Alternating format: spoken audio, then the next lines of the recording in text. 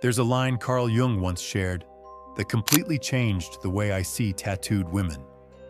He said that until the unconscious is brought into awareness, it will control your life, and you'll end up calling it destiny.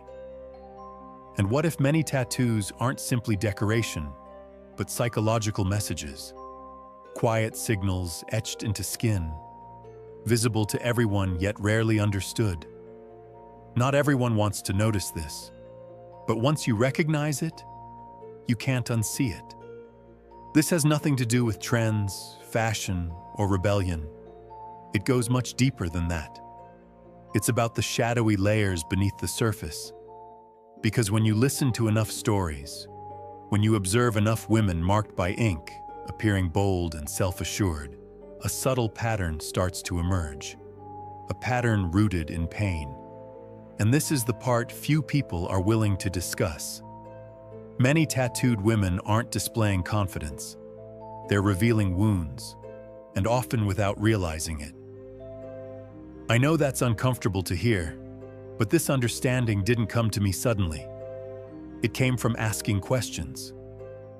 Why do so many women choose tattoos during periods of emotional chaos? Why are the images so often tied to loss, trauma, or confusion about identity? Why do some of the most striking and expressive designs seem to mirror the darkest parts of the psyche?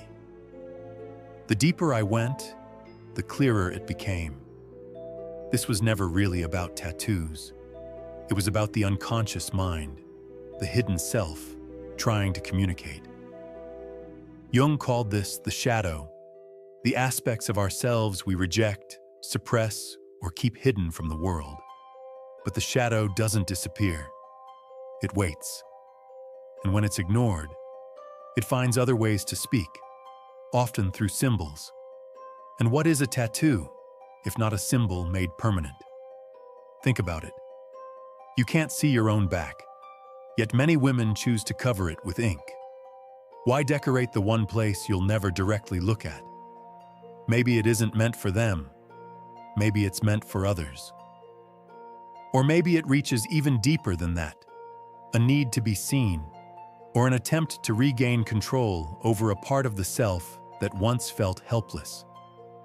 Jung believed people often confuse identity with healing, and that's the trap.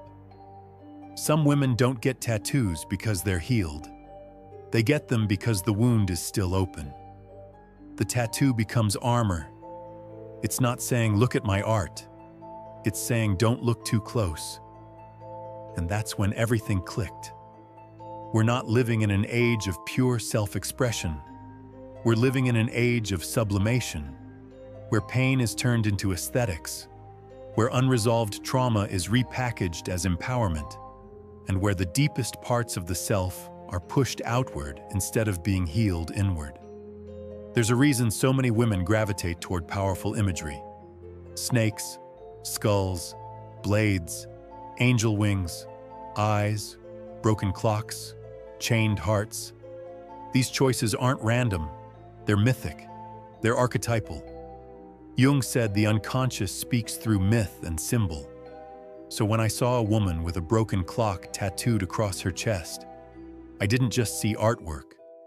I saw the imprint of a past she couldn't control, a moment that trapped her in time. And that's where it becomes even more intriguing. Jung also talked about the persona, the mask we wear to function in society. It's the version of ourselves we present to meet expectations. For generations, women were taught to be gentle, caring, soft. So what happens when a woman steps into the world covered in dark ink, marked by sharp edges and defiant imagery? She isn't just making a bold statement. She's rejecting an old version of herself. She's tearing away the social mask she was taught to wear. But here's the paradox. When one mask is replaced with another, freedom isn't guaranteed. Sometimes it's just a new costume. Jung warned about this exact trap. A false sense of identity can form when we define ourselves in opposition to something, instead of truly understanding who we are beneath it all. And this goes beyond rebellion. Many tattooed women describe the experience as addictive. You'll hear phrases like, "It helps me cope," or "It makes me feel in control." But control over what? That answer rarely sits on the surface. More often, it leads back to pain, to abandonment, to abuse, to grief, betrayal, or loss. The tattoo becomes a ritual, a way to reclaim ownership of the body, especially when the body once felt unsafe, violated, or out of control. But does that ritual bring closure? Or does it turn into a cycle? A self-feeding loop where the pain is pushed further down, while the ink grows heavier and darker? Psychology has been paying attention to this. A growing body of research shows that women with intense emotional instability, borderline traits, or unresolved trauma are far more likely to engage in body modification. Not just tattoos, piercings, scarification, cosmetic changes. At this point, the question isn't why anymore. The real question is what's missing inside that the ink is trying to replace. Now, before this sounds entirely negative, it isn't.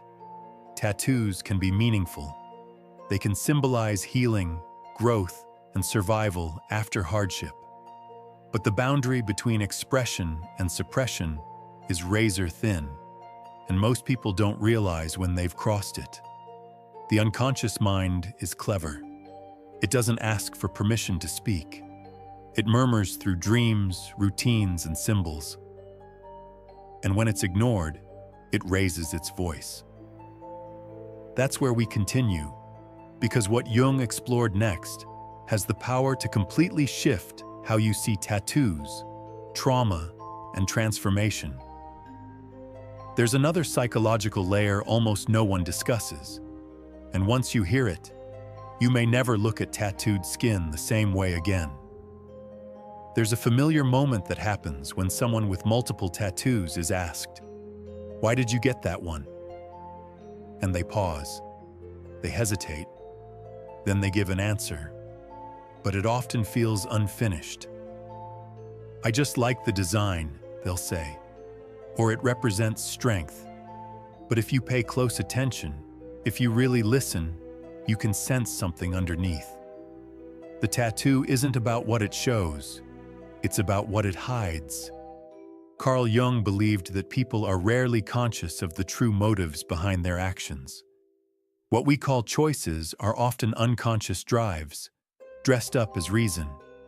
And when it comes to tattoos, especially for women who've lived through emotional instability, rejection, or abandonment, the ink becomes more than expression. It becomes protection. But there's a layer even deeper than the shadow or the persona. Jung called it individuation, the lifelong process of becoming whole. And most people never truly begin it.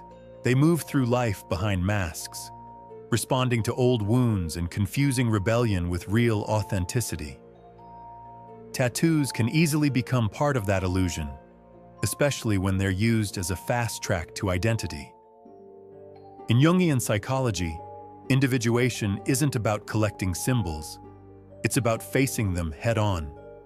It's not about declaring, "I survived."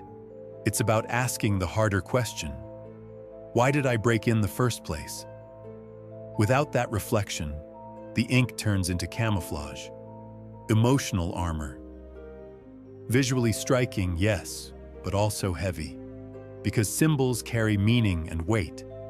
And when they're etched into skin without healing the pain behind them, they don't set you free. They tie you down. Some women, without realizing it, use tattoos to push outward what they can't process inward. Pain that never found words becomes an image they can point to. But here's the irony. The more ink appears, the louder the silence underneath grows. Jung understood this paradox well. When expression becomes louder, the real question is often what's being suppressed. Let me be clear about one thing. This isn't about morality. It's about psychology. This isn't a judgment of tattooed women, or anyone at all. It's an attempt to understand why so many women are drawn to this form of expression at very specific emotional crossroads. The pattern is hard to ignore. Breakups, deaths, betrayals, identity breakdowns, major life shifts. Tattoo decisions tend to spike during these moments. They're emotional. They're often impulsive. And Jung would say that's the unconscious taking control. If you never pause to question it, if you never ask which part of me needed this, you risk becoming a character in your own life instead of the author.